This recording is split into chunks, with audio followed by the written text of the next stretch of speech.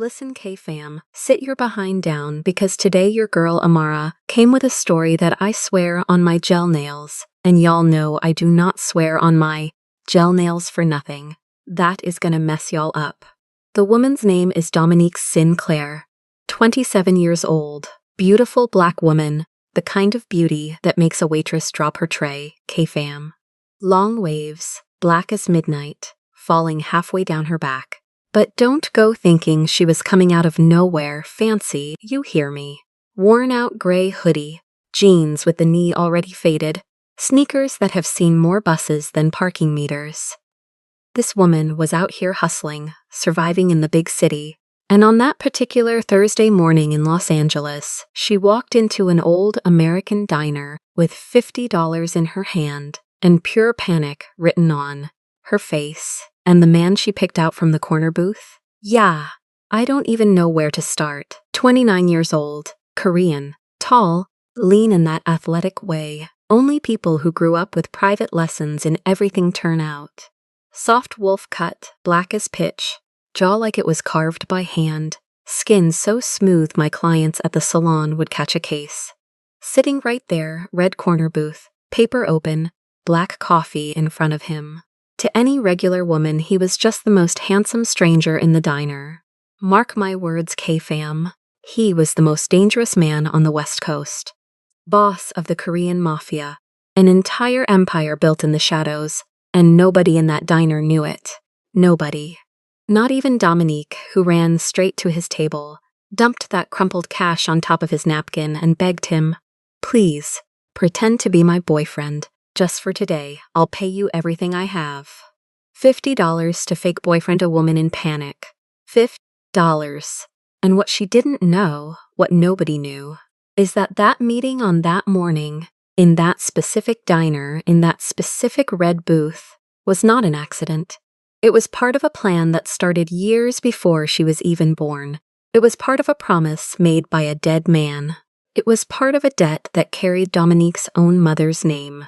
Listen, K-Fam, I'm gonna say it again, because y'all gonna need to remember this until the end.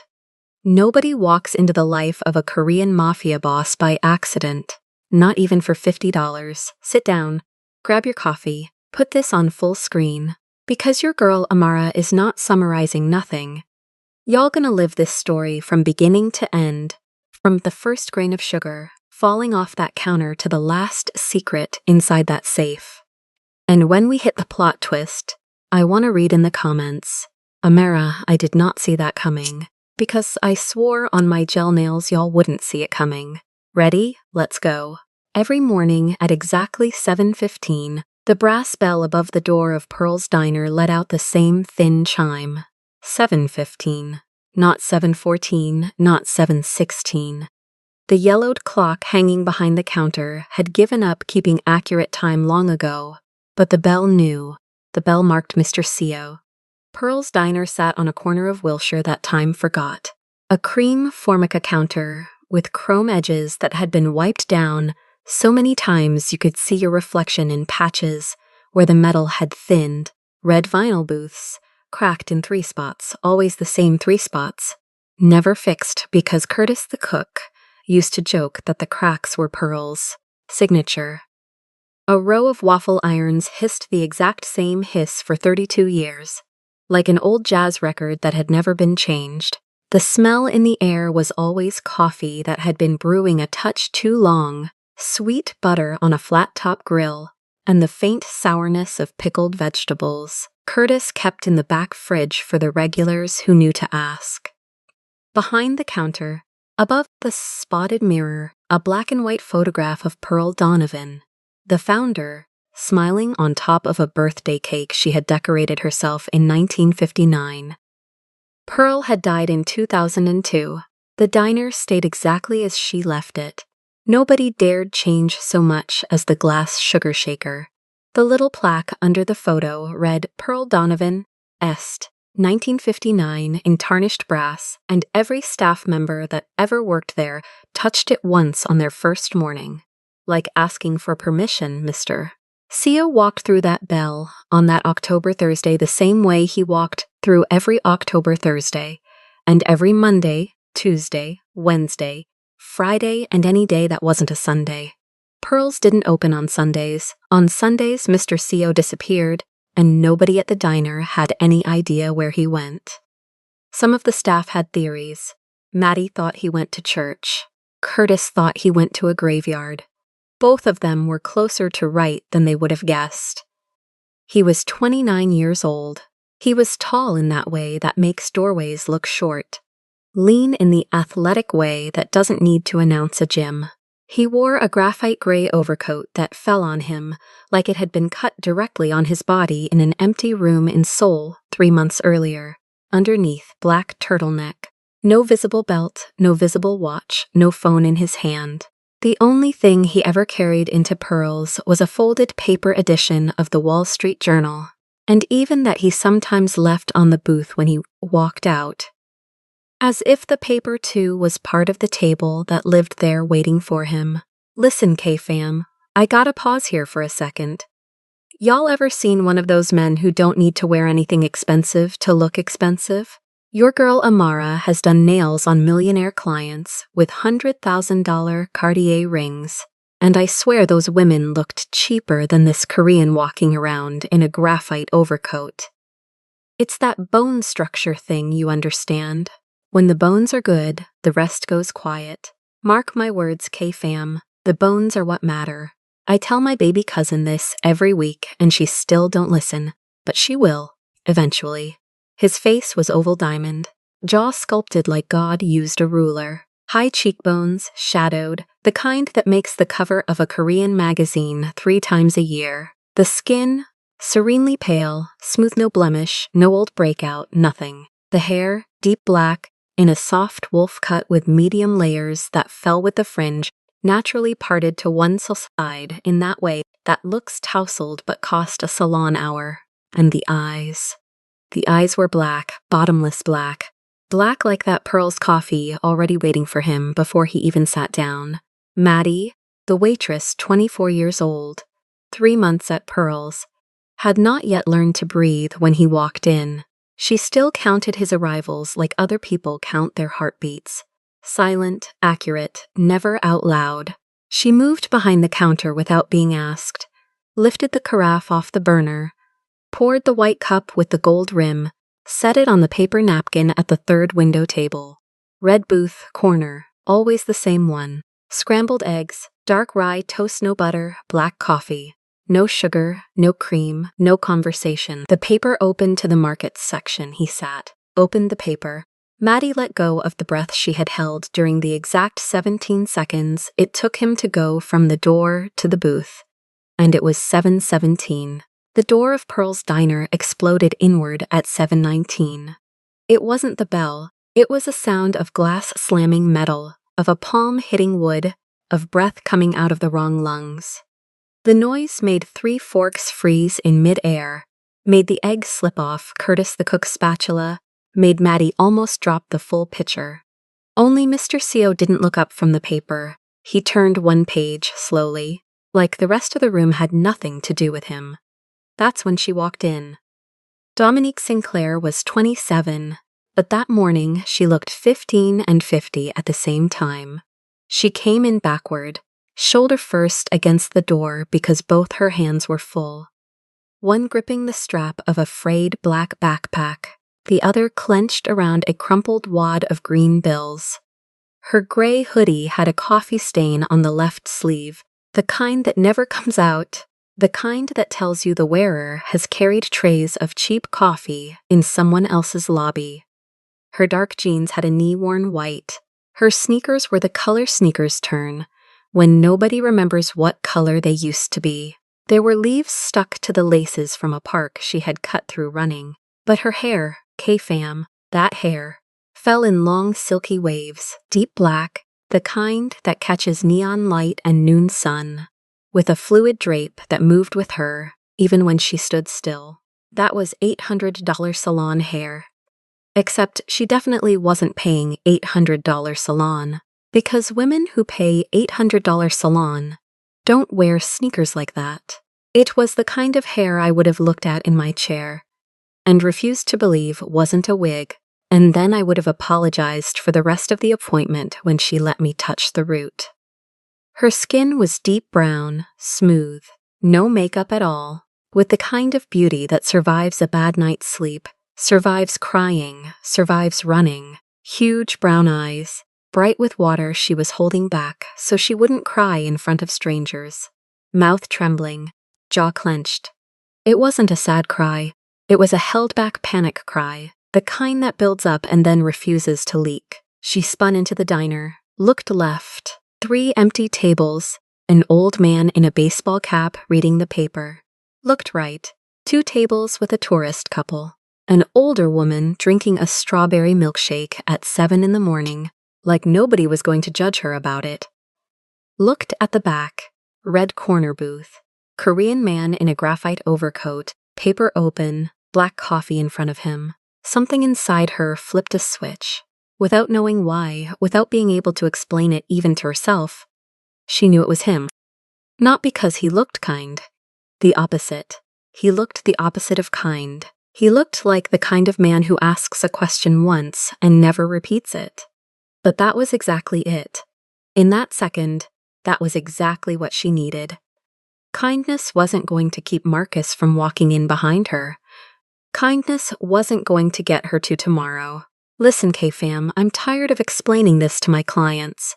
There are moments in life when you don't need a kind man. You need a man that scares other men.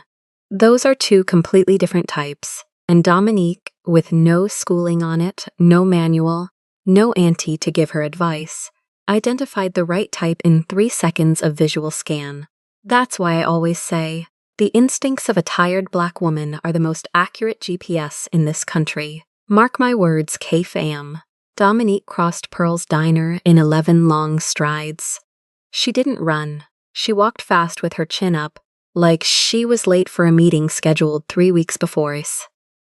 Maddie stopped mid-counter, holding the coffee pitcher, and just stared, not understanding what was happening. Curtis whistled low in the kitchen, the kind of whistle that means a cook saw something he didn't want to see, and was about to keep his head down for the next 10 minutes. The man in the cap turned a page of his paper without looking up. The tourist couple looked at each other and immediately looked away again, like people who have read enough headlines to know when they're in one. She reached the red corner booth. Mr. CO turned the page of the Wall Street Journal without looking up.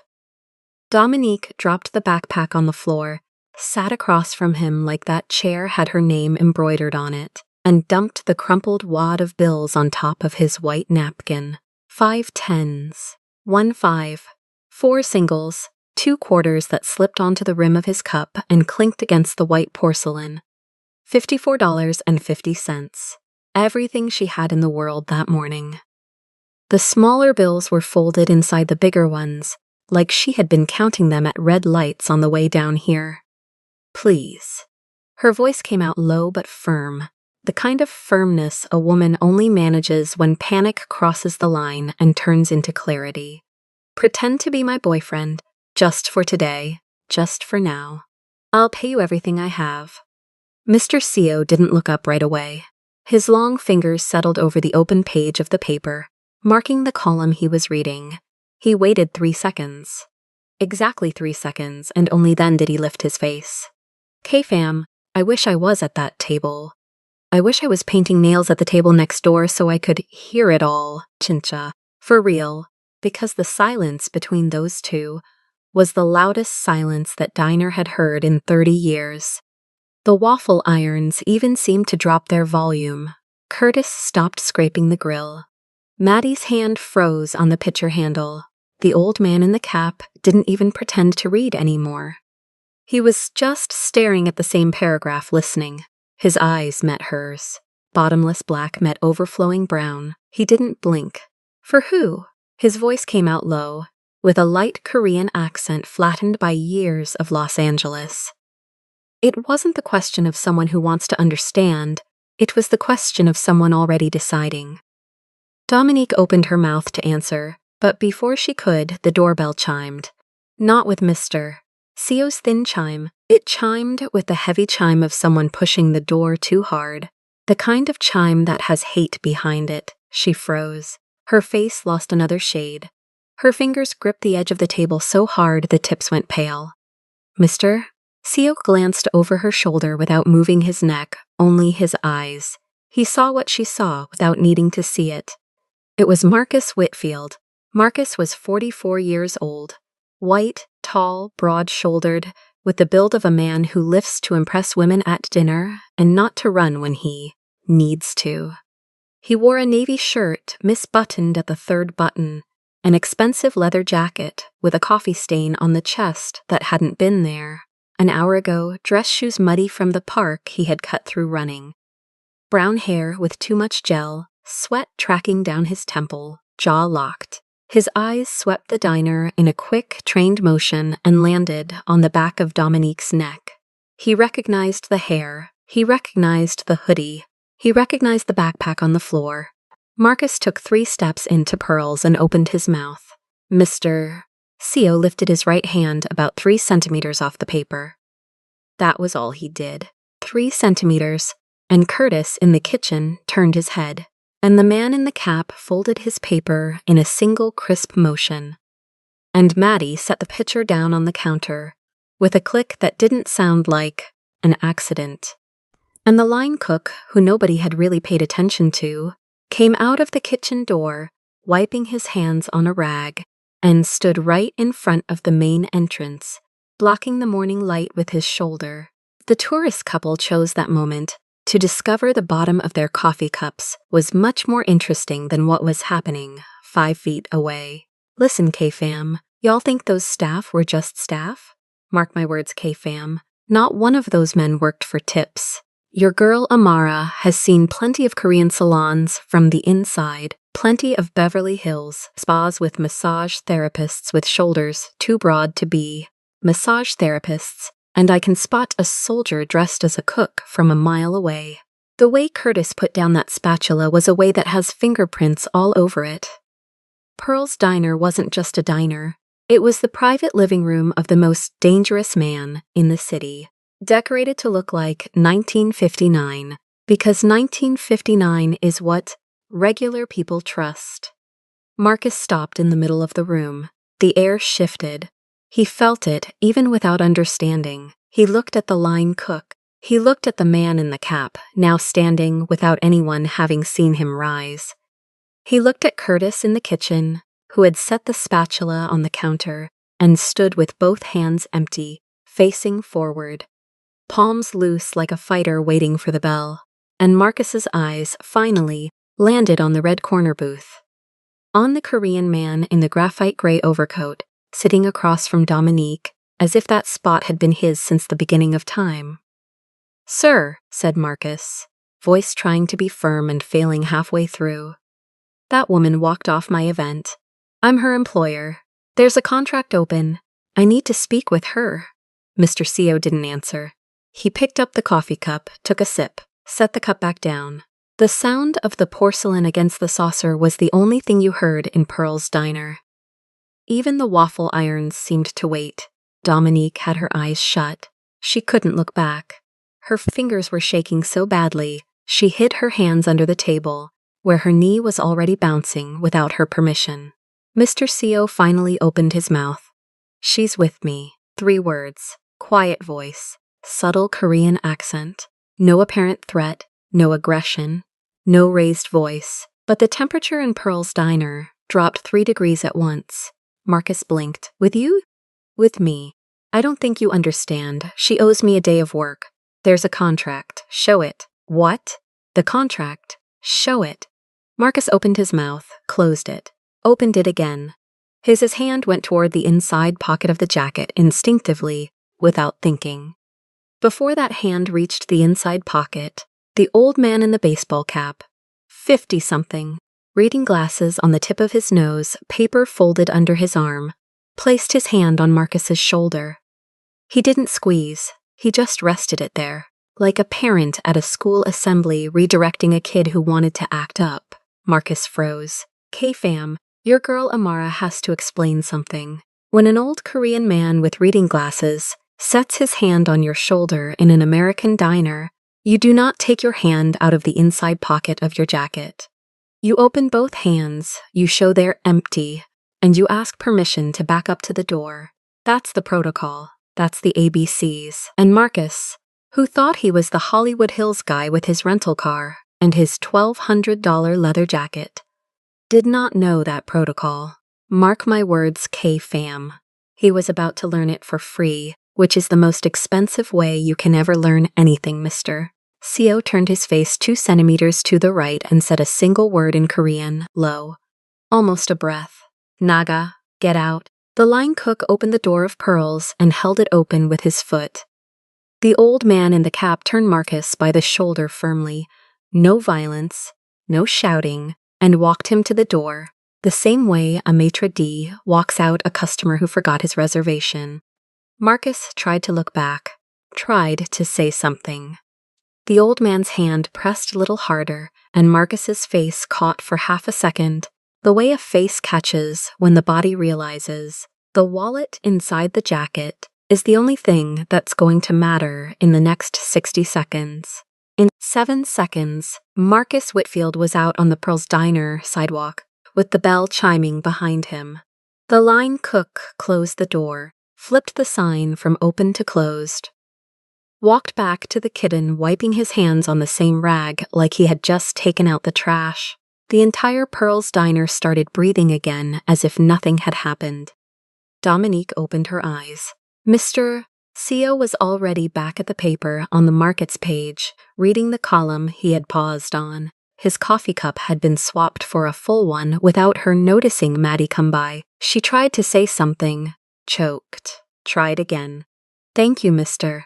Seo turned the page of the paper. Eat. That's when Dominique noticed the plate in front of her. Scrambled eggs, rye toast, black coffee, identical to his, served on top of the crumpled wad of bills, which Maddie had discreetly slid to the edge of the table. Dominique looked at the money, looked at the plate, looked at him. I have no way of paying for anything else. I said eat, her throat locked again, not panic this time. Something older. The kind of thing when someone cares for you in a way you had forgotten existed. She had not been fed by another person, in silence, without owing anything for it, since she was 9 years old, and her mother used to leave a sandwich wrapped in foil on top of the TV before going to her second job. Listen, K-fam, your girl Amara is gonna be honest with y'all. I have cried in front of Korean men for way dumber reasons. For remembering I didn't like cilantro. For draping his coat over my shoulder at dinner. So for a woman with her heart in her throat, running from a psycho, seeing that plate of scrambled eggs with rye toast land in front of her, I don't have the words. Omo, I'm already not okay. She ate, slowly, trembling, but she ate. She used the fork like she had forgotten which hand it went in. She did not look up. He didn't say another word the whole breakfast. He turned 3 pages of the paper. Drank 2 cups of coffee. When she finished the toast, the plate vanished, replaced by a glass of fresh squeezed orange juice. When she finished the juice, the glass vanished, replaced by a damp linen cloth folded in 4 for her to wipe her hands. All of this without anyone asking her anything. All of this without him saying a word to Maddie. Pearl's Diner knew. Pearl's Diner had been waiting, maybe for years, to take care of someone exactly like her. When the yellowed counter clock marked, or tried to mark, 8:15, Mr. Seo folded the paper for the last time, set it on the table, looked at her for the second time that morning. Address. Dominique blinked. Excuse me? Where you live, I. Her mouth went dry. Are you going to take me home?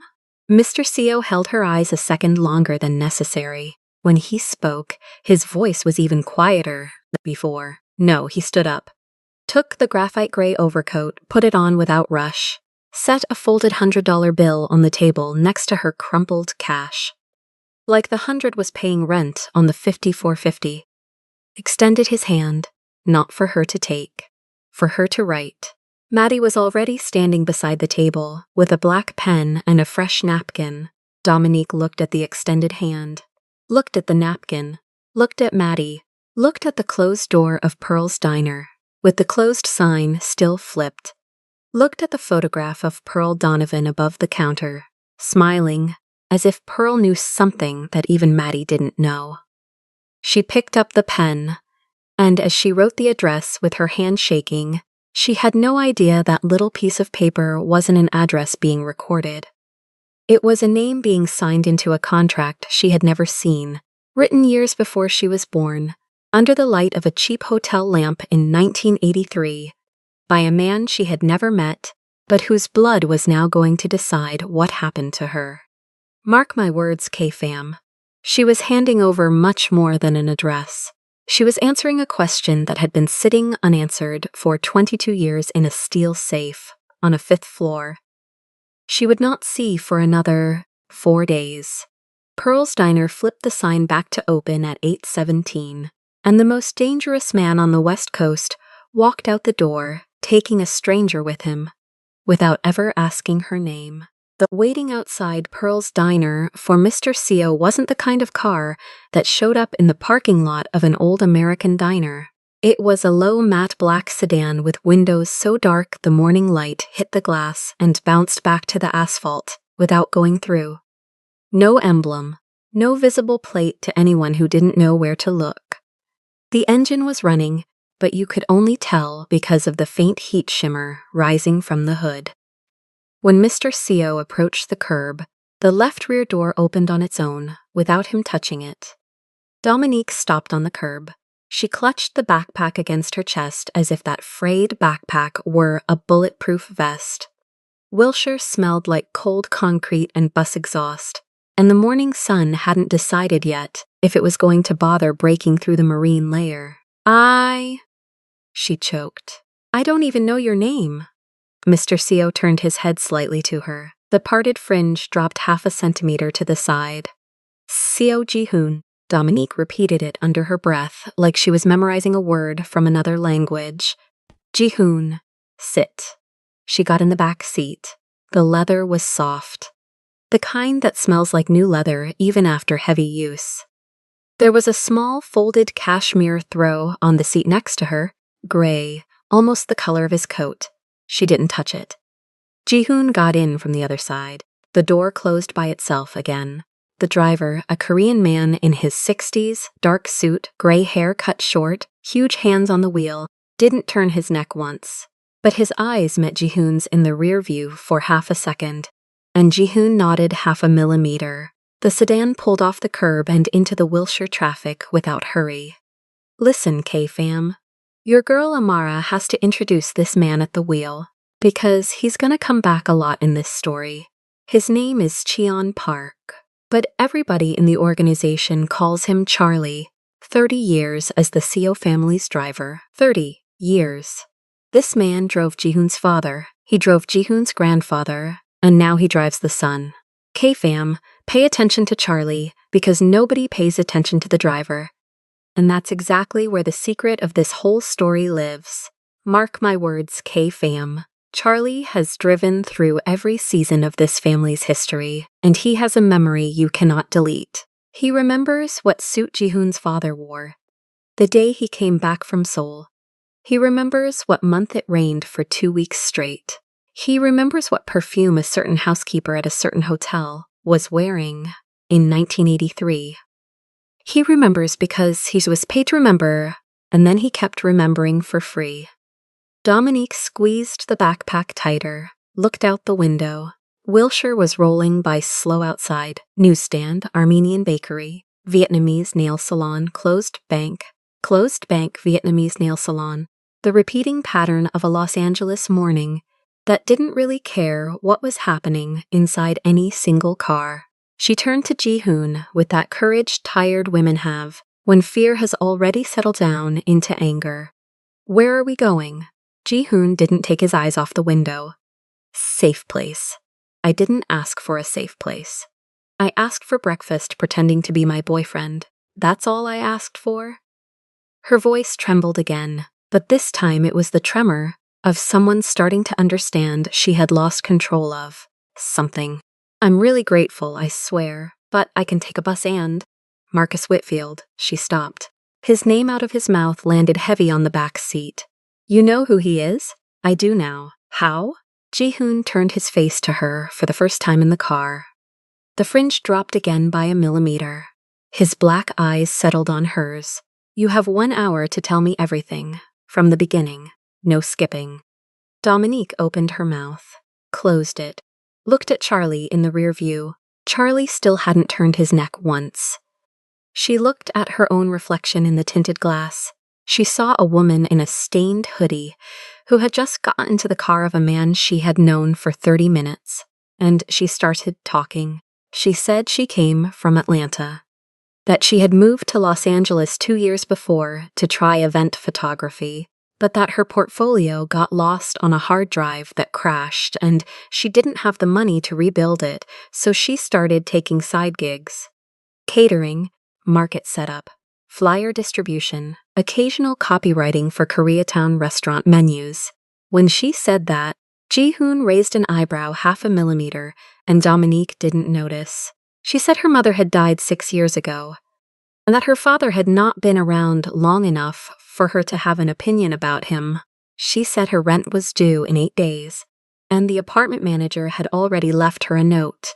She said Marcus had shown up 3 weeks before with a job offer as an event assistant for a private party in the Hollywood Hills. $300 for the first event.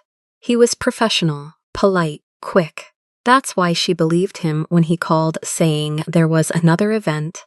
$1,000 for the whole day. She just needed to show up early to help set up. It was a trap. Her voice dropped.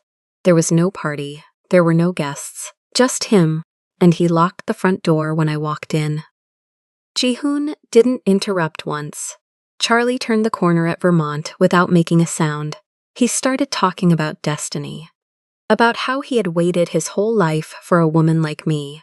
About how he had decided we were going to be together, and I just needed to understand. She swallowed dry. I pretended I was understanding. I pretended I needed to go to the bathroom. I went out the back window.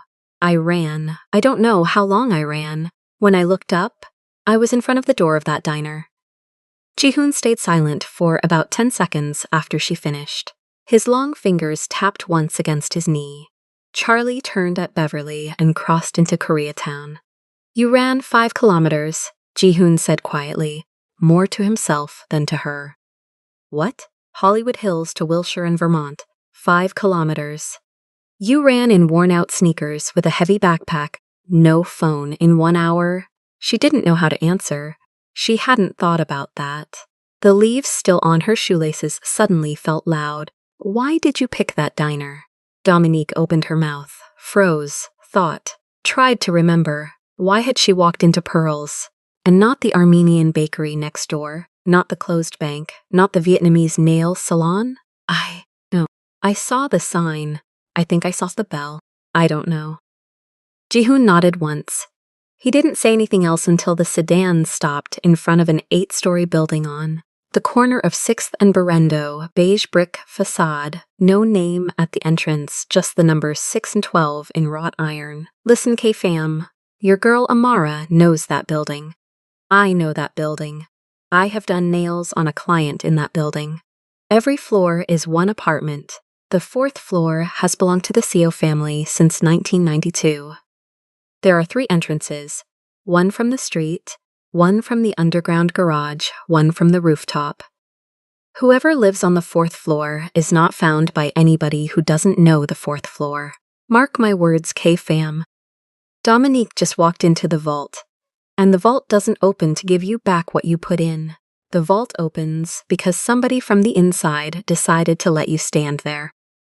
The 4th floor apartment had high ceilings, dark waxed wood floors, a huge window looking out over Koreatown's skyline, 3 caramel leather couches, an open kitchen of white marble veined with black, and 2 floor-to-ceiling bookshelves packed with books.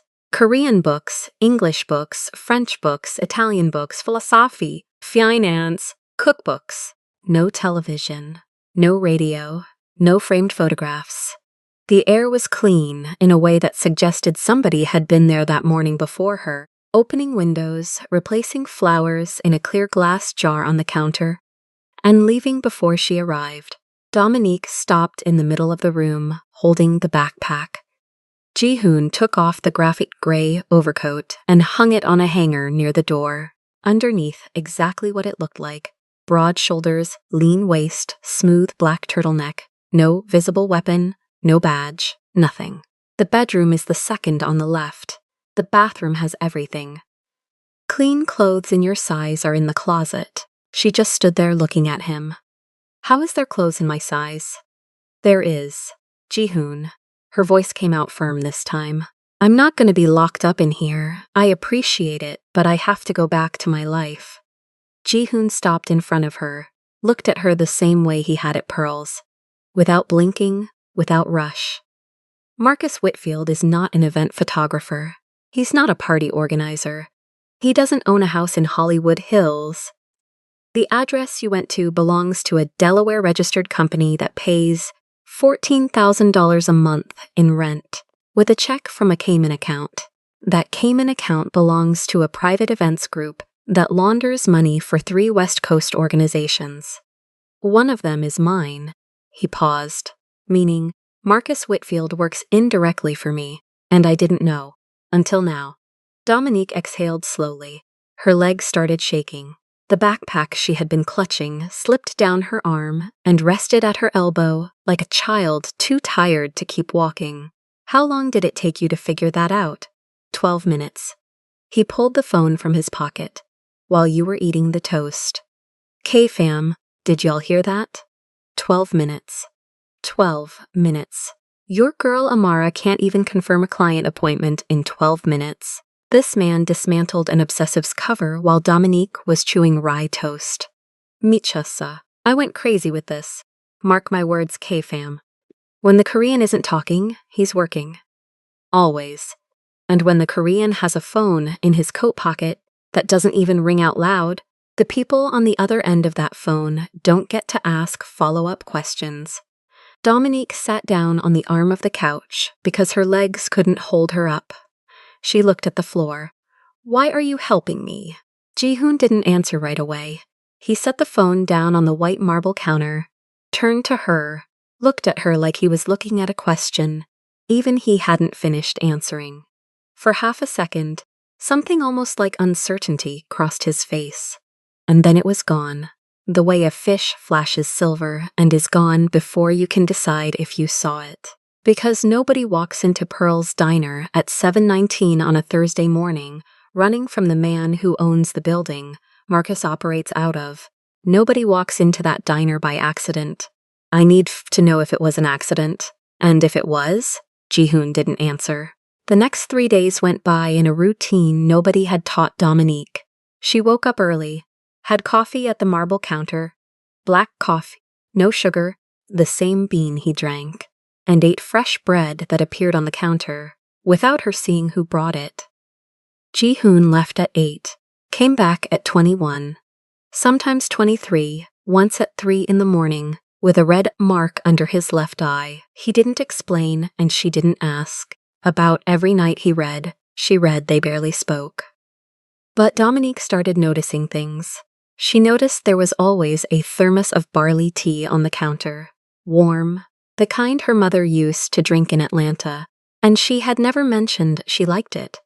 But he had seen her look at the thermos on the first day, and from the second day on, it was there.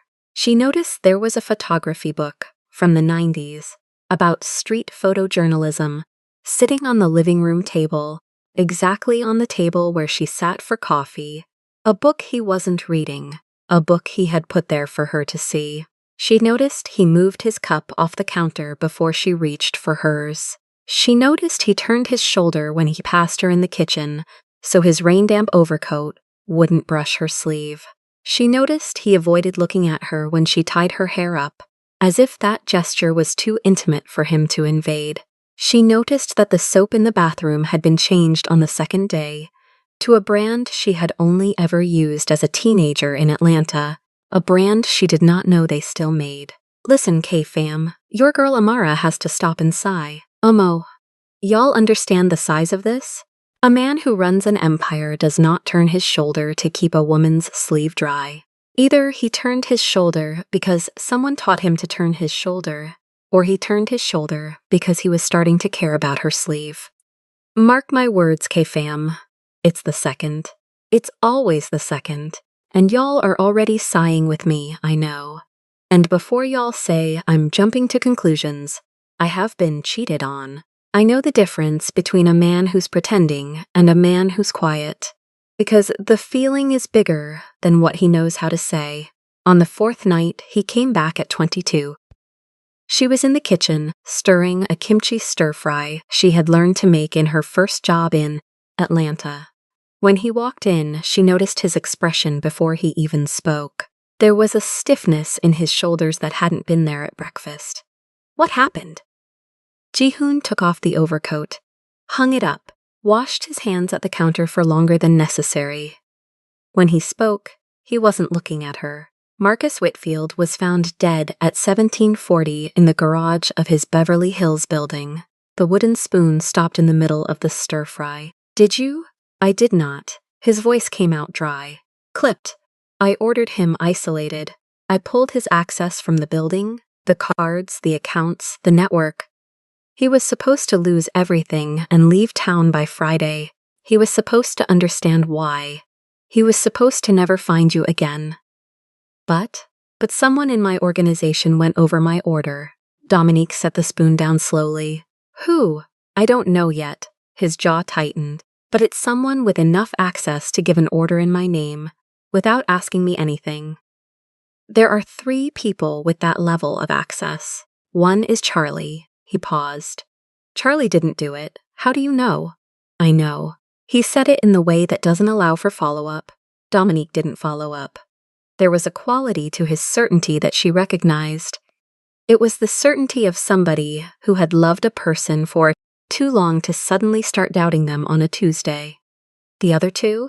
One is my lawyer, Yi Rin. The other is my uncle. Ji-hoon dried his hands on the linen towel. Set the towel beside the sink, perfectly aligned with the edge. Choi Kang-woo. It was the first time Dominique had heard the uncle's name. She couldn't know it in that moment, but the name Choi Kang-woo had been written into her destiny for 22 years. The name Choi Kang-woo had already weighed on her family in 1996, in 2004, in 2020. The name Choi Kang-woo had been carved into 3 phone calls Dominique's mother received in her last year of life without ever telling Dominique who they were from. The name Choi Kang-woo was the reason her mother had died in that car accident on the Atlanta highway 6 years before. An accident where the driver of the other car was never identified. But she didn't know that yet. All she knew was that the name sat in the room like a third presence and made the kimchi smell sharper. Ji-hoon. Her voice came out firm. I want to leave tomorrow. He looked at her. Didn't say anything for a moment. No, it's not a question. I want to leave. Marcus got killed because he touched you, Ji-hoon said quietly. But every word landed like a stone on the dark wood floor. Whoever ordered Marcus killed sent a message. Not to me, to you. You'll walk out of this building when I know who sent the message, not before.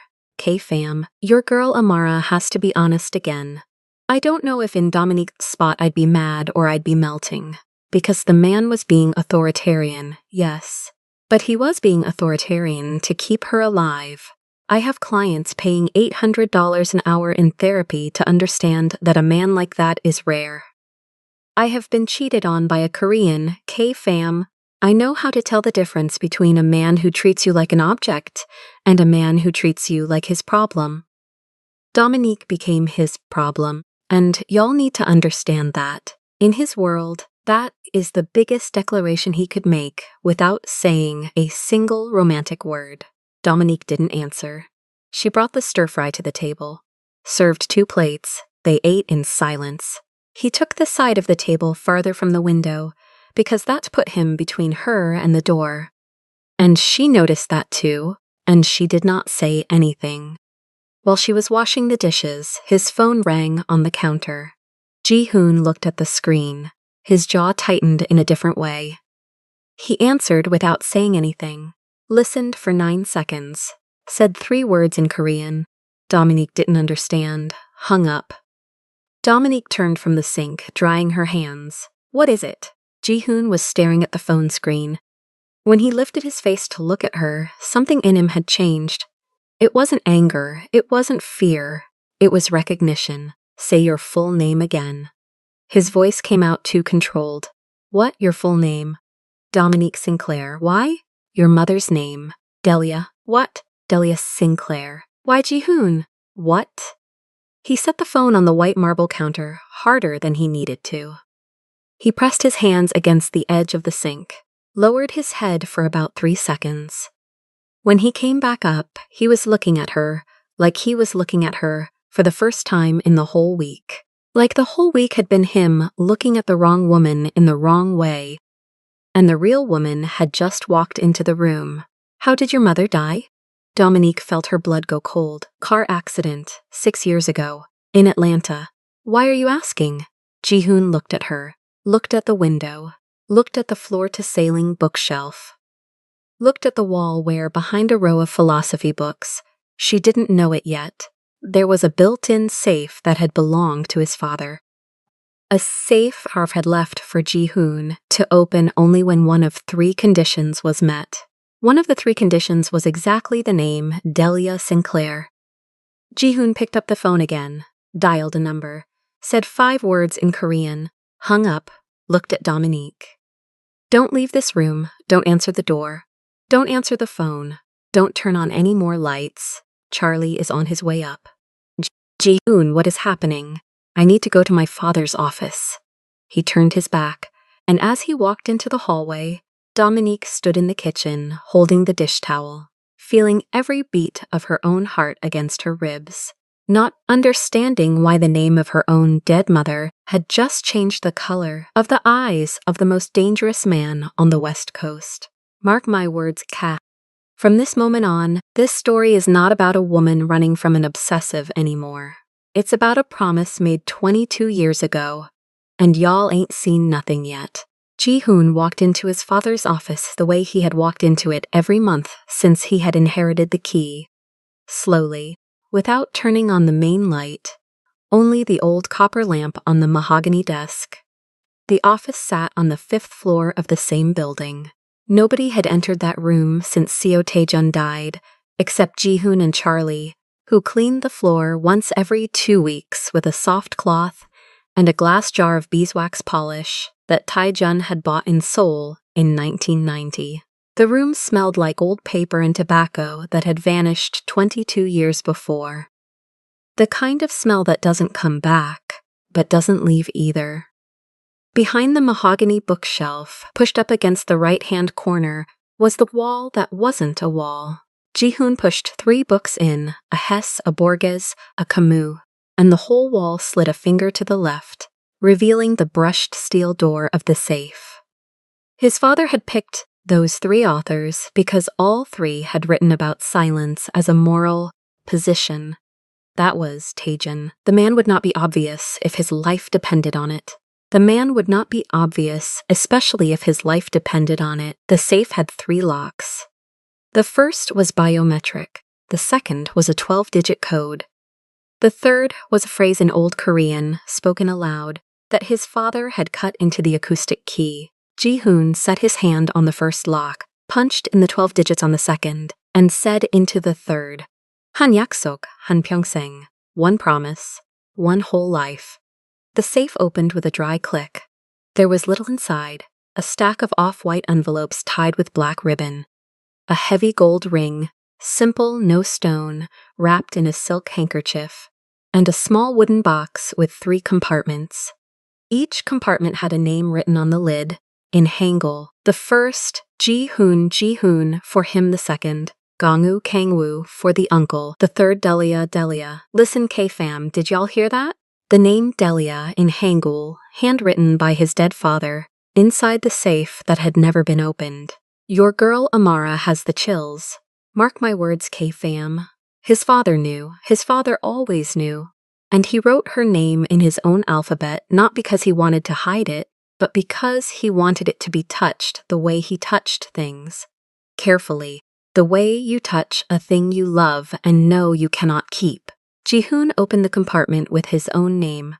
There was a thin white envelope with a single sheet of paper folded in 3. He unfolded the sheet. His father's handwriting was right there, firm, careful old Korean. He had to read the first sentence twice, not because the language was difficult, because the language was his father's. The letter said son.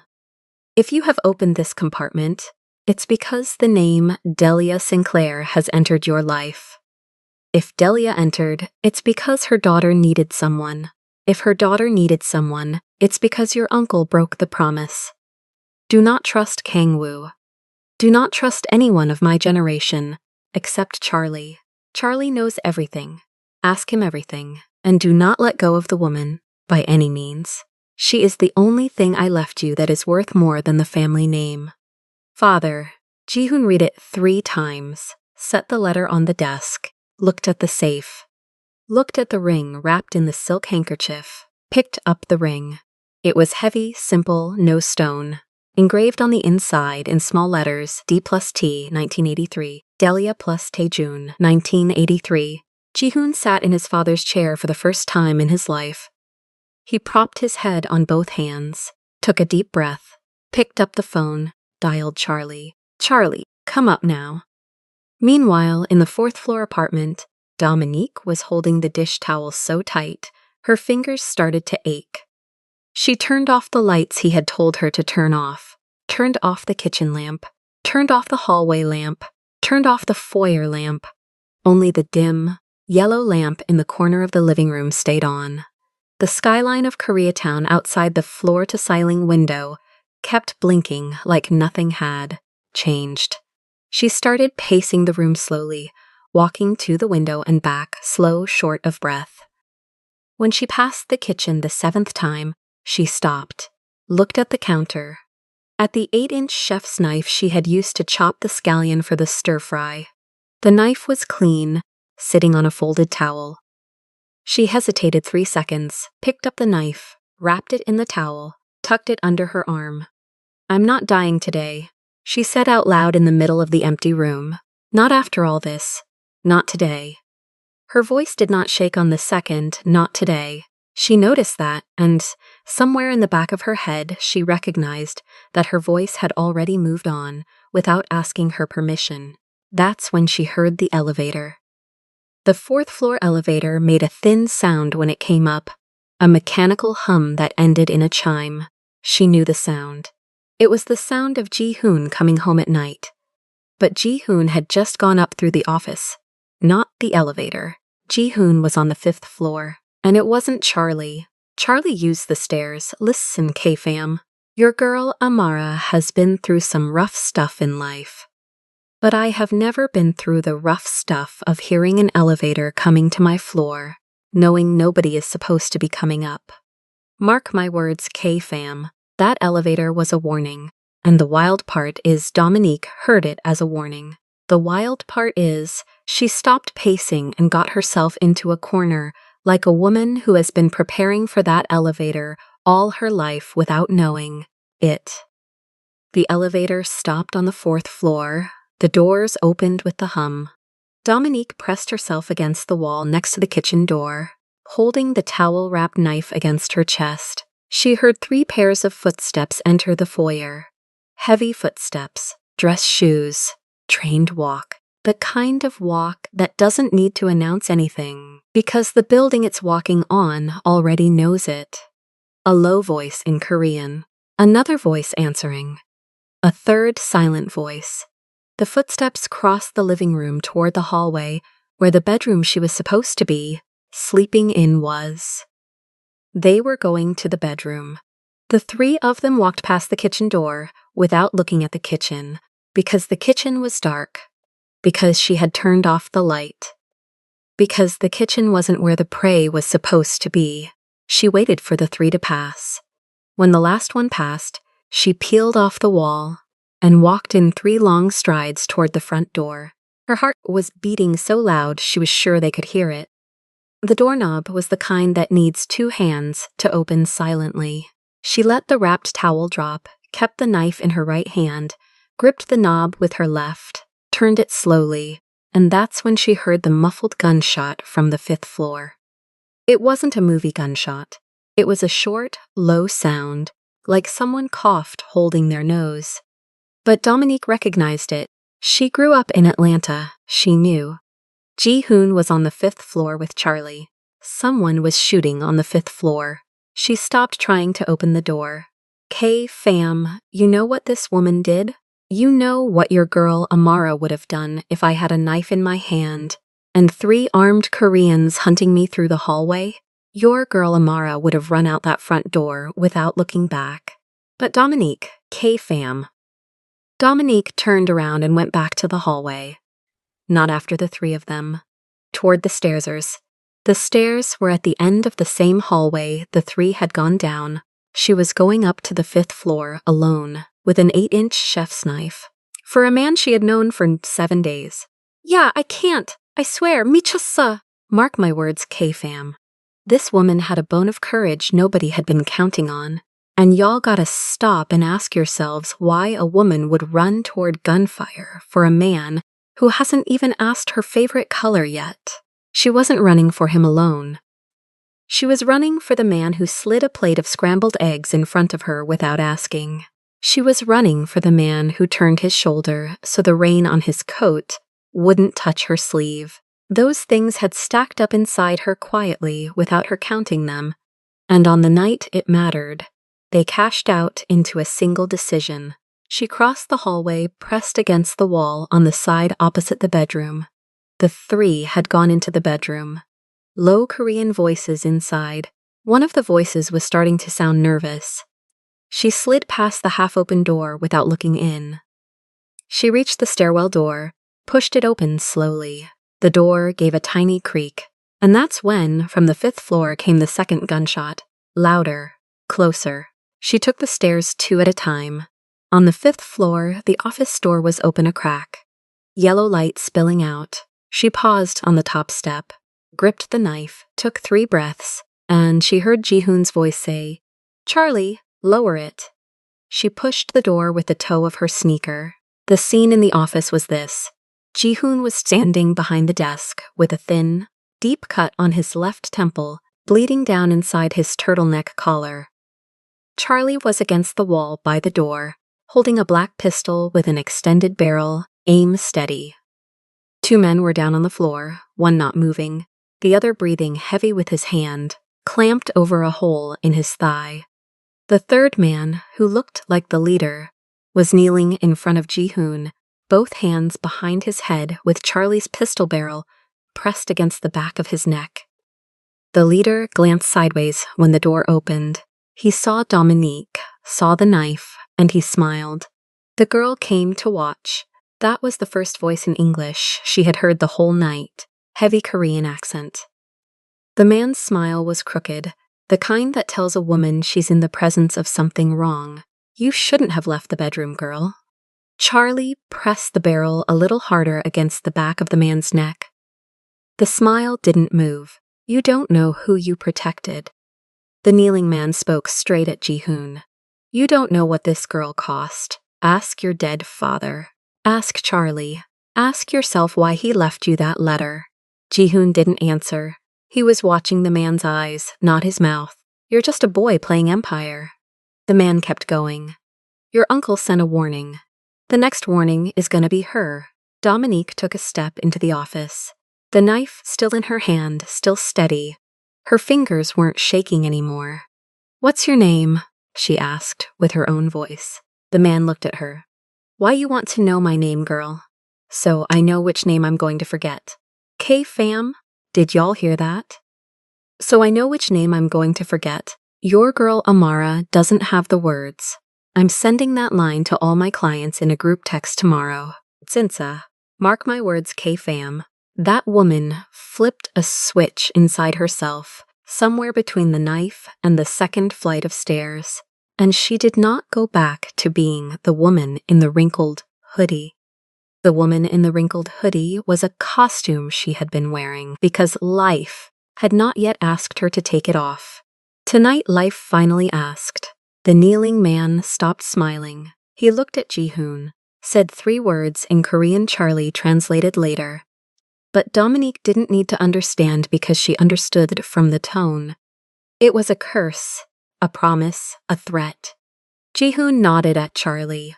Charlie walked the man out of the office, holding him by the collar. The other wounded one was hauled away by the 2 security men from the CO family, who had come up the service stairs while nobody noticed. In 4 minutes, the office was empty, except Ji-hoon and Dominique and the body of the first man, which they hadn't removed yet. Ji-hoon sat in his father's chair, leaned his head against the backrest, closed his eyes. The blood from his temple had already stopped on its own, but the turtleneck collar was soaked. He didn't seem to know yet, or he knew and had decided to deal with it after she stopped looking at him. Dominique set the knife on the desk. "You okay?" she asked. "I am." His voice came out low. "You?" "I am," she hesitated. "I think." He opened his eyes, held out his hand. "Come here." She did. She sat on the edge of the desk across from him. His knees touched her knee. He took her 2 hands. Her hands were cold, his too hot. "Dominique." He said her name for the first time. "We're leaving the city tonight. I'm taking you to my family's house, up in the hills. Nobody gets in there without me knowing. Charlie is coming with us." "Who was that man?" "Soldier from my uncle's faction." "Why does your uncle want to kill me?" Ji-hoon hesitated, looked at the open safe, looked at his father's letter on the desk, looked at the ring wrapped in the silk handkerchief. "Because of your mother." Dominique let go of his hands, got off the desk, took 3 steps back. "What?" "Your mother." Ji-hoon stood up too, picked up the ring wrapped in the silk, unwrapped it slowly, showed her the inscription on the inside, D+T, 1983. He held the ring out to her. "This ring belonged to your mother in 1983. It was a gift from my father, Seo Taejun, before his arranged marriage, before I was born. Before my uncle took over part of the control of the organization." He swallowed. "My father loved your mother." Dominique took the ring with both hands like it was a newborn. She looked at the inscription, looked at Ji-hoon. Her brown eyes overflowed, but this time it wasn't panic. It was something else. It was the kind of cry that arrives when a woman finds out her dead mother was someone bigger than she had ever been allowed to see. "How do you know this?" "My father's letter." Ji-hoon pointed at the envelope. "He left 3 compartments in the safe, 1 for me, 1 for my uncle, 1 for," he swallowed, "1 for her. She died 6 years ago, Ji-hoon." "I know." "And your father?" 22. Dominique squeezed the ring. "Why does your uncle want me dead right now?" "Because your mother's name in my father's life was a secret only 3 people knew. My father, my uncle, and Charlie. My father died. My uncle kept the secret because he was planning to use it against my father one day. But my father died first, so the secret became useless. Until now." Ji-hoon pointed at her. "You showed up. So the secret became dangerous. Because as long as you're alive and as long as I know you exist, I will keep my father's promise, and my father's promise places you as a member of the family. And a family member has a vote in succession, and my uncle wanted to take over. I barely know you, I know. But my uncle doesn't count on that. He counts on the name, and the name is enough." Dominique sat in the chair across from the desk, propped her elbows, squeezed the ring with both hands, stared at nothing. "Ji-hoon," her voice came out firm, "how did my mother die?" Ji-hoon didn't answer right away. He looked at his father's letter. "I need to ask Charlie, but I think you're not going to like the answer. Listen, K-fam. Your girl Amara was already feeling what was coming. I had already felt it the moment I heard the driver of the other car was never identified. Mark my words, K-fam. That car accident in Atlanta 6 years ago was no accident. And when y'all understand who ordered it, y'all gonna be sighing right here with Amara on the 5th floor of Koreatown. And before some of y'all type in the comments, Amara, you're being dramatic, listen. A driver who was never identified is a driver who was paid never to be identified. We have all watched enough true crime to know that. Charlie walked into the office 15 minutes later, with his lapel folded and a folded handkerchief in his right hand to wipe whatever needed to be wiped. He looked at Ji-hoon, looked at Dominique, looked at the ring in her hand, and for the first time since Ji-hoon's father had died, Charlie dropped his shoulders about 2 centimeters. A man who has been carrying a stone for 22 years finally sets the stone down for 1 breath. "Miss Sinclair," he said, in English, with that thin Korean accent of 60 years living in Los Angeles. "Yes? Your mother asked me to find you 6 years ago. I didn't get there in time." He swallowed. "I'm sorry." Dominique looked at him, looked at the ring, looked at Ji-hoon. "Did you know she was going to die?" Charlie took a deep breath. "I knew my boss's brother was looking for her. I didn't get there in time. I tried. I swear on your father's memory and on your mother's memory that I tried." Dominique closed her eyes, pressed the ring against her chest. "Charlie," Ji-hoon said quietly, "tell us everything. From the beginning, no skipping." And as Charlie took a deep breath to begin, downstairs, in the garage of the building on Berendo, a third black car, identical to the first, pulled into the underground without any of the security seeing, because the man driving that car had the same access card as Ji-hoon and had the same last name and was arriving to personally finish what his soldiers had started. Mark my words, K-fam. Choi Kang-woo just walked into the building. Charlie Park sat on the edge of the leather armchair in the office, like a man sitting on a church pew to make a confession. He didn't cross his legs. He didn't loosen his shoulders. He set the folded handkerchief on his knee, looked at Dominique, looked at the ring in her hand, started speaking in careful English, that thin Korean accent of 60 years in Los Angeles. "I'm going to start in 1982, Charlie said. "That was when your father first came to Los Angeles." Dominique squeezed the ring. "Seo Taijin?" "Yes, 26 years old, eldest son of the Seo family." He had come to open the family organization's first branch on the west coast of the United States. It was supposed to be a 1-year assignment. He was supposed to stay from January through December of 1983, close it out, and go back to Seoul to marry the bride his mother had already chosen. Arranged marriage tradition. Charlie swallowed. Not optional. The bride was the daughter of a Chaebol family that traded steel. Your father didn't know her name when he flew over. He didn't ask. He understood the arrangement the way men of his generation understood the arrangement. Not happily, but fully. And then he stayed at the Hotel Roosevelt for almost that whole year. It was cheap by the standard of a family son, but he insisted on staying there because it was close to the Korean bakery that served sweetened condensed milk coffee, and he was a man with habits. A Seo thing. You have that too. Charlie glanced at Ji-hoon, and Ji-hoon didn't deny it. The housekeeper on his floor was a 22-year-old woman, American, black, recently arrived from Atlanta. She had come to spend 2 years in LA to finish a photography certification. She worked at the hotel to pay for the program. Her name was Delia Sinclair. Dominique closed her eyes. They met because she walked in to change the towels at 7:10 on a Saturday morning, and your father was sitting on the bed, reading the paper, eating rye toast he had brought from the Korean bakery.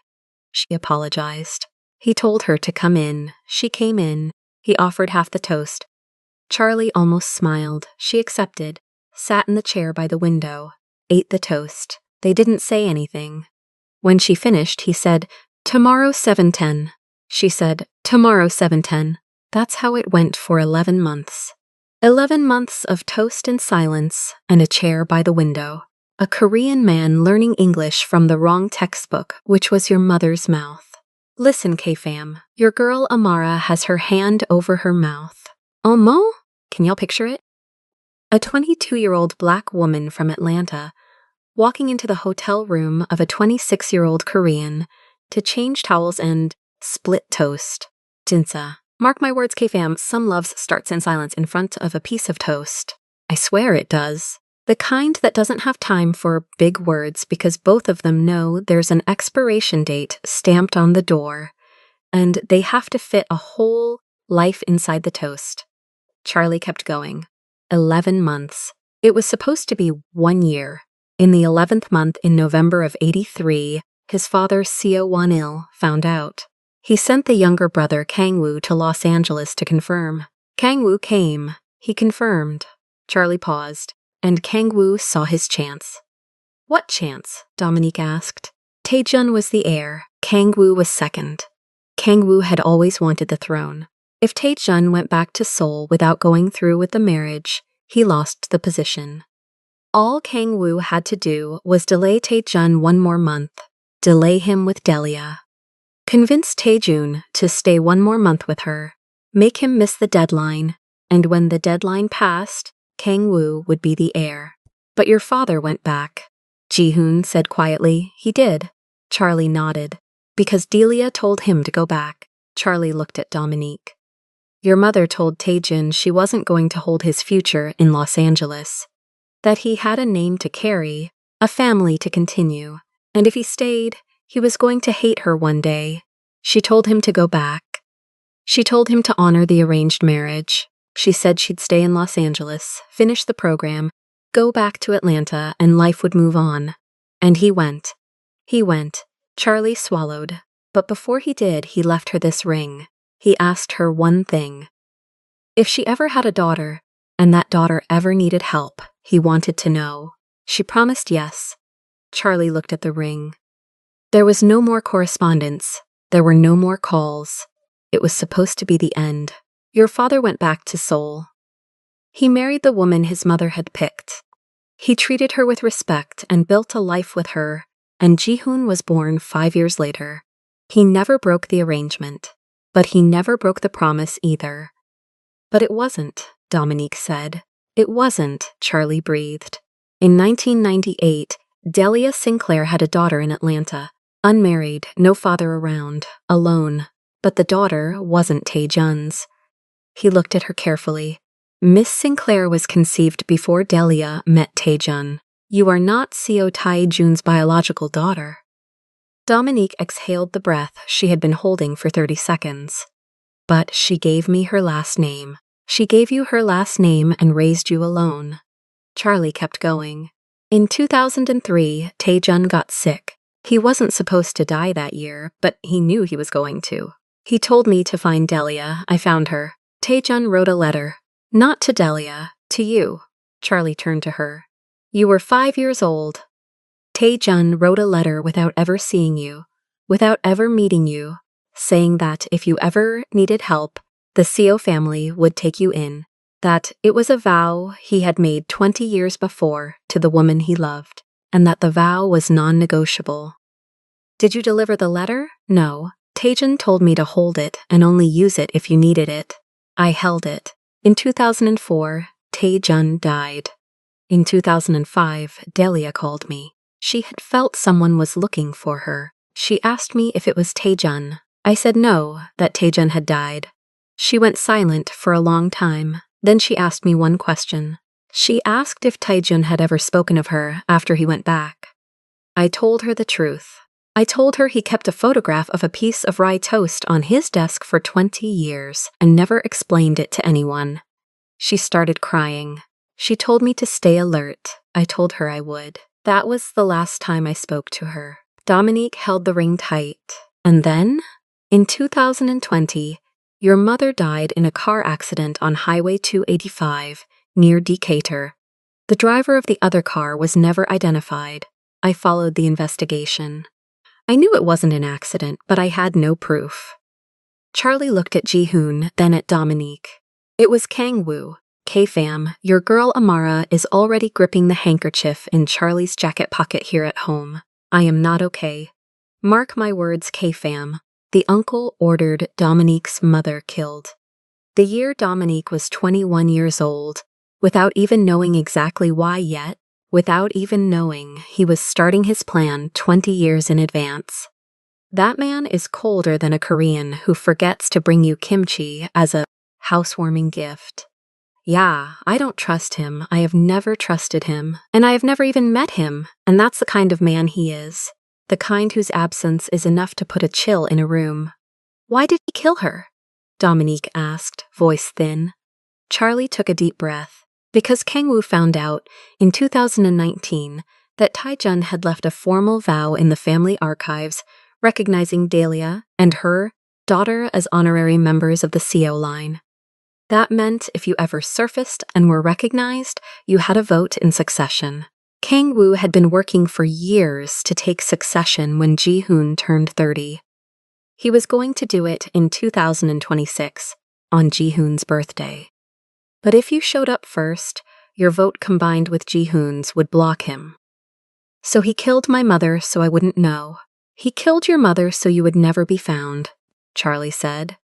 He killed your mother hoping you would get lost after her death. Change cities, switch phones, disappear. You did disappear, yes, but you disappeared to Los Angeles, to his city, and he didn't locate you fast enough because you always worked side gigs, no records, no fixed address, no credit card in your name. You were invisible for 6 years, until he found a way to bring you to the surface. Marcus Whitfield, Charlie said. Marcus had been a client of private events paid by Kang-woo's faction for 3 years. He was picked as the trap. He was instructed to hire you and to obsess over you. He was instructed to corner you at the right moment. He was instructed to push you out into the street on the specific morning Ji-hoon would be at Pearl's diner. Marcus thought he was going to end up with you.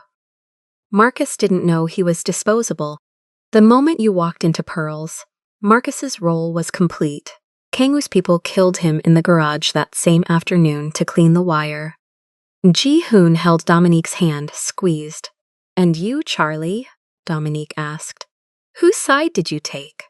Charlie held her eyes. I took the side Tae-jun asked me to take 22 years ago. I took your side, Miss Sinclair. I played against. I pretended to Kang-woo that I didn't know he was setting up the Marcus trap. I let the trap run because it was the only way for you to reach Ji-hoon. I coordinated Maddie to bring you scrambled eggs with rye toast without ordering. I coordinated the open to close sign at the right moment. I had the line cook block the door. He swallowed. I kept Tae-jun's promise. I picked Pearl's diner because Tae-jun used to eat rye toast there in 1983 with your mother on her days off. They sat at the red corner booth. It was the only place in the city he ever told me he wanted to die in if he had to pick. You used her, Ji-hoon said. Not a question, a statement. I kept your father's promise, Charlie answered. There was no other way. If I had told you sooner, Kang-woo would have known. If I had told her sooner, Kang-woo would have known. I let her go through the worst so she could be in this exact chair, in this exact minute. I'm sorry. Dominique looked at Charlie, looked at the ring, looked at Ji-hoon. For about 10 seconds, nobody breathed. And then Dominique said, I'm not mad at you, Charlie. Charlie lifted his eyes. I want to be. She kept going. But you brought me here, and you kept a promise for somebody who died. She breathed. My mother would have done the same in your shoes. Listen, K-fam, your girl Amara is not finishing this narration with dry eyes. Mark my words, K-fam. This woman forgave a man who had handed her over to an obsessive psychopath to keep the promise of a dead man. I do not have the heart for that. I swear I don't. I have been cheated on and I am still in therapy. But Dominique chose calm, and that choice was the bravest thing she did in her entire life. Because anger would have been easy. Anger would have been free. Calm cost something, and she paid it. That was when the office door opened without a knock. Choi Kang-woo walked in like he was walking into his own house. He was a 52-year-old Korean man, shoulders broader than Ji-hoon's, gray hair cut short, heavy black leather overcoat, hands stuffed in his pockets. He had the same straight nose as his brother, but the eyes were colder. He did not glance at the body still in the corner. He did not glance at Charlie. The first thing he looked at was the ring in Dominique's hand, and for a second, his calculating face slipped just enough that you could see what he had spent 22 years burying: envy. He had spent 2 decades being the second brother. Behind him, 2 soldiers. Behind those two soldiers, 3 soldiers from Ji-hoon's security, weapons lowered but in position. Kang-woo stopped in the middle of the office, looked at Ji-hoon, looked at Dominique, looked at Charlie, looked at the ring in her hand, smiled. "Nephew," he said in careful English, "I came for you." "No," Ji-hoon answered. "You came to turn yourself in?" Kang-woo laughed, low, like a man laughing at a child who tried to dress herself for the first time. "Ji-hoon, you don't understand the size of what you're doing. You opened the safe. You read the letter. You're letting this woman into our family over a piece of paper a sick man wrote 22 years ago. You're going to give up the CO name for a woman who isn't even your father's daughter. She is part of my father's family," Ji-hoon said, without moving a muscle in his face. "My father wrote it. Charlie confirmed it. The ring confirms it. And your presence here tonight confirms it." He tilted his head. "Uncle, I did the math. The succession vote is tomorrow. I already had the 4 regional bosses convened. You'll come in with a single vote. I'll come in with a double vote. Charlie is a witness. Dominique is an honorary member on the archive. You don't have the right to. I do." Ji-hoon raised his voice for the first time since Pearl's diner. He didn't shout, but the voice cut. "You killed my father," Kang-woo froze. Ji-hoon kept going. "My father's illness in 2004 was not natural. Charlie always knew. Charlie never said anything. Charlie waited for the moment I had proof. He pulled an envelope from the desk drawer, small, yellowed. I found it tonight.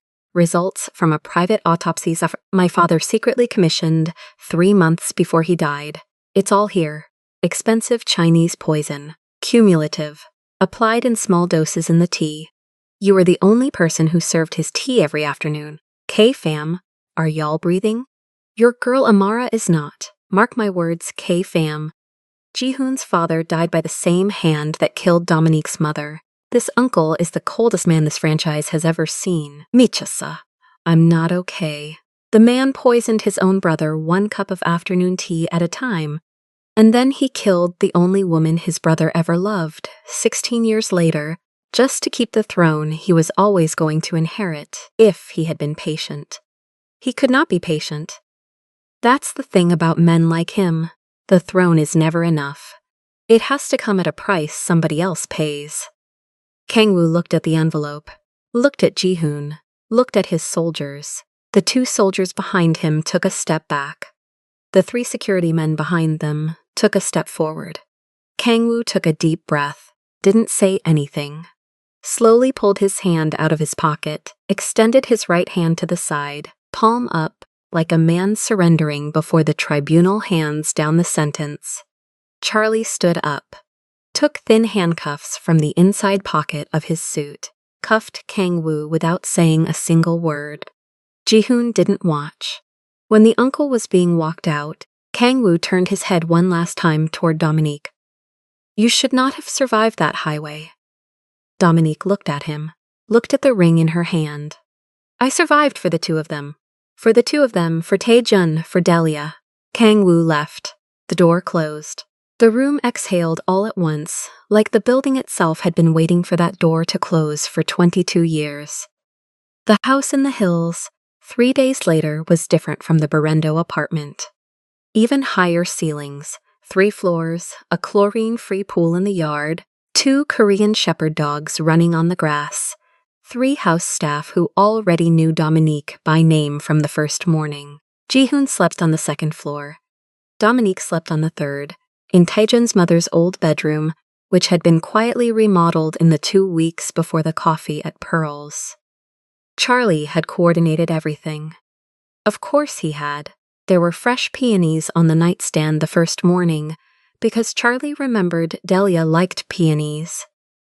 On the morning of the 4th day, Ji-hoon knocked on her door at 7:15. "Coffee?"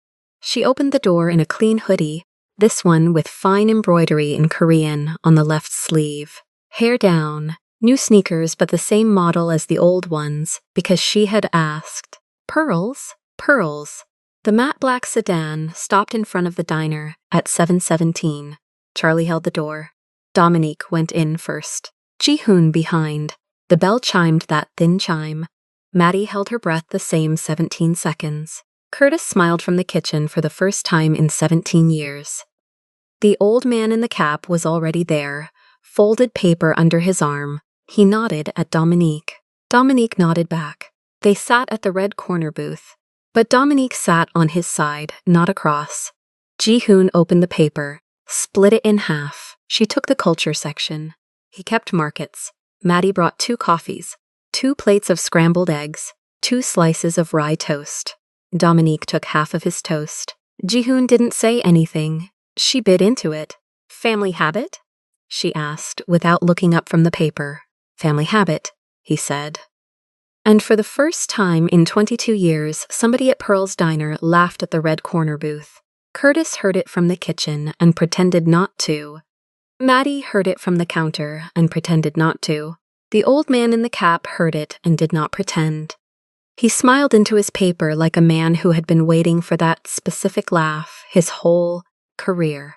Listen, K-Fam, your girl Amara is closing this story with a soaked handkerchief. Mark my words, K-Fam. The love that starts in an old American diner at 7:19 on a Thursday morning in October, with 50 crumpled dollars on a napkin, under the photo of founder Pearl Donovan's smiling on top of a 1959 cake, is the love that started 36 years earlier, when an Atlanta housekeeper walked into a Hotel Roosevelt room to change a towel and accepted half a slice of rye toast. The love didn't come from chance. The love came from the vow. And the vow was about her whole family. And your girl Amara only has one thing to say at the end. The next time y'all see a tired black woman walk into an old American diner in a wrinkled hoodie with $50 in her hand, K-Fam, look carefully, look closely. Because y'all might be looking at someone who is fulfilling, without knowing it, a promise made by a dead man more than 2 decades ago. And y'all might be, also without knowing it, part of the answer. And if y'all are sitting in that diner, reading a paper, and a stranger sits across from you, and the entire staff goes silent, pay attention. Some promises take 36 years to find their way to the right red booth. Don't be the person who looks away. Mark my words, K-Fam. Your girl Amara took care of you. Like, comment. Share with that friend who needs to remember that there are still men out there who protect without asking. I'll see you at the next one, K-Fam. K-Fam, you made it this far. Your girl Amara is proud of every one of you. If this story moved you, do this. Drop a like on the video. Costs nothing, and it helps me reach more women who need to remember there are still good people out there, even in the Korean underworld. Tell me, when did you think you had figured out the twist? When Charlie showed up, when the uncle walked in, when Dominique grabbed the knife. Mark my words, K-Fam. I'm reading comment by comment, and I'm answering the ones that make me cry again. Share with that friend of yours who still believes all men are the same. Tell her to watch Ji-hoon set the toast in front of Dominique. Tell her to watch. She'll understand. Subscribe to the channel so you don't miss the next chapters from the Korean underworld. Every story has a Charlie, every family has an uncle, and every Pearl's Diner has a red corner booth waiting for a woman in a wrinkled hoodie with $50 in her hand. And follow me for the next one, K-Fam. I'm already prepping a story that's gonna make you drop your gel mid-Polish. Chinsa. Mark my words, K-Fam. I'll see you there. Your girl Amara took care of you.